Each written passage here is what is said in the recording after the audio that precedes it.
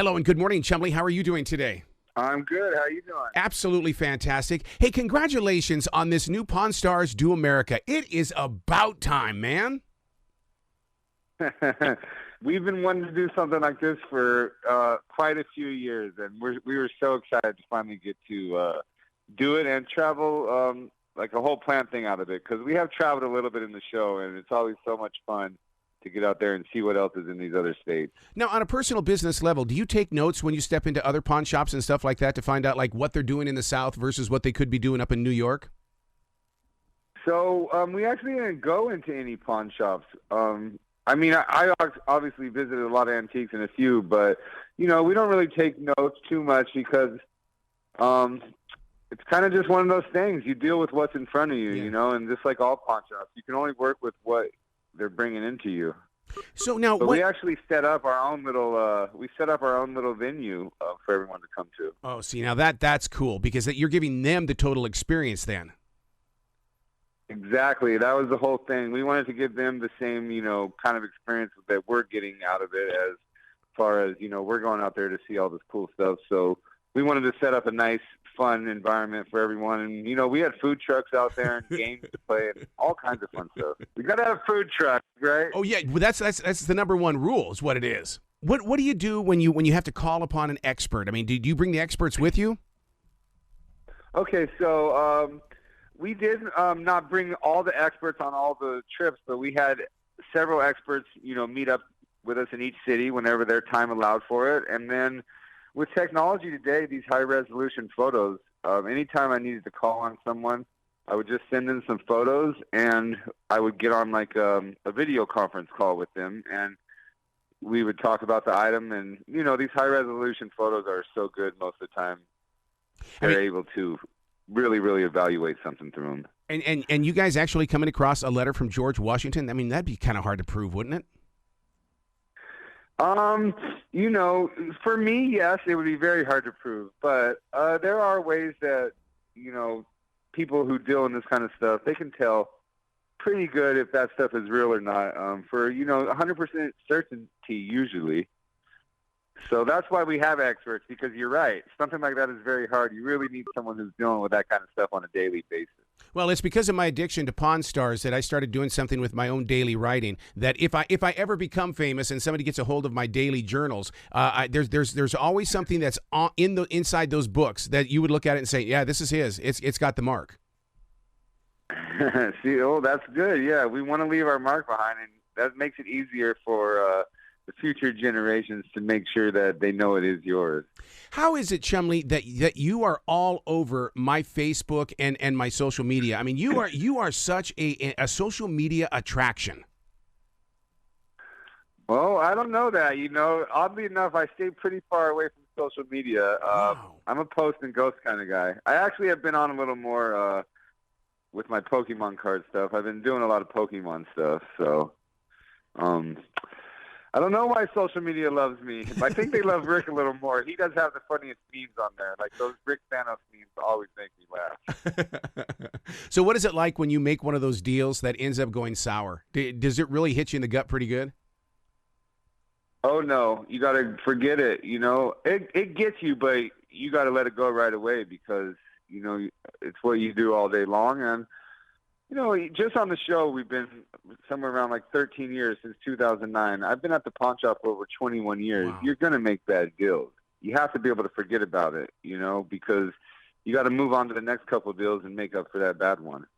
Dude, I've got about 200 or 300 Beanie Babies. When are you guys going to start buying these Beanie Babies from me?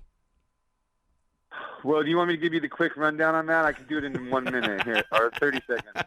So Beanie Babies, the thing with Beanie Babies is they were very limited, hard to get, and then I forget the exact dates, but around Christmas at that time, they released a super, super, super larger quantity.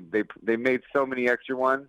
The scarcity became, it was just anyone could get them now. There was too many, so that's one of the crazy things. That's why they crashed overnight and will never recover. Wow. Because they were so scarce, and that's why that was forcing the collectible part of them. And then they printed so many, you could just get as many as you wanted, and it was crazy the way that happened. When you have somebody come in with a guitar or any type of musical instrument, do you ever just want to look at them and say, "Are you sure you want to get rid of this? Because this is a serious chapter in Americana history." Well, I don't really try to convince them not to sell me something because I do have to buy it. Yeah. To make my living, but very rarely do people sell us their high-end instruments. A lot of times people pawn them. And what you don't see on the store, but you probably know, when you pawn something, you can pick it back up. Yep.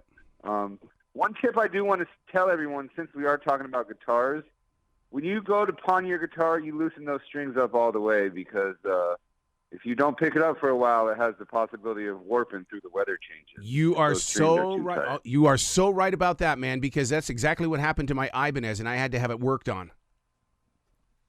Yeah, you always want to loosen those strings up. Anytime I see a nice end guitar, I always let them know before I take it to the back, hey, you can loosen these strings up or I could do it, but I'm not taking the chance because, it's really dry in Vegas especially. So, if someone happened to have moved to the West Coast recently from the East Coast, and now they want to pawn their guitar, that guitar is used to be in a much more humid climate. Yep.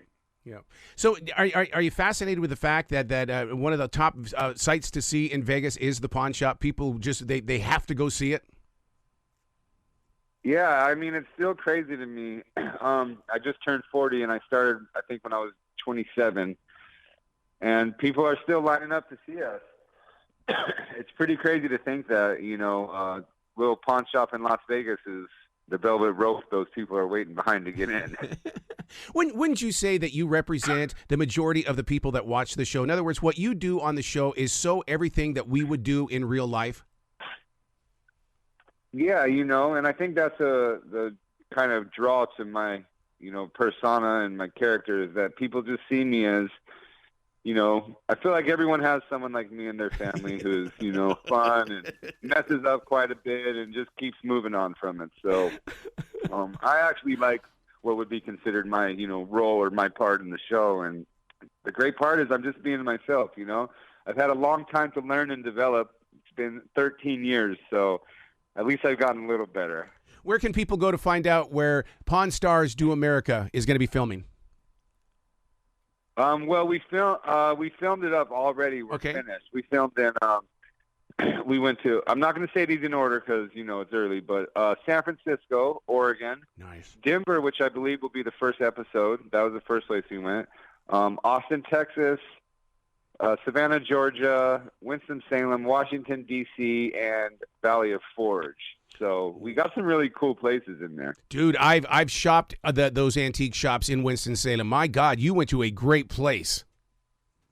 We did. Actually, for antique shops, my favorite antique shop was in Austin, Texas that I found. It was rather interesting. But there was a lot of good antique shops. Me and Rick did stop at quite a few little antique shops throughout the thing. Rick's my favorite person to antique shop with because... I just asked him, is this overpriced? Oh, no, that's good. Yeah. Like, we were walking past, Rick knows I love fashion, and we walked past this jacket, and he's like, that's $4,000 worth of silk right there. They're only asking $70. You better get that, Sean. Dude, you got to come back to the show anytime in the future. The door is always going to be open for you. Hey, I appreciate it. Thank you. Well, you be brilliant today, okay, Chumlee? All right. Have a great day.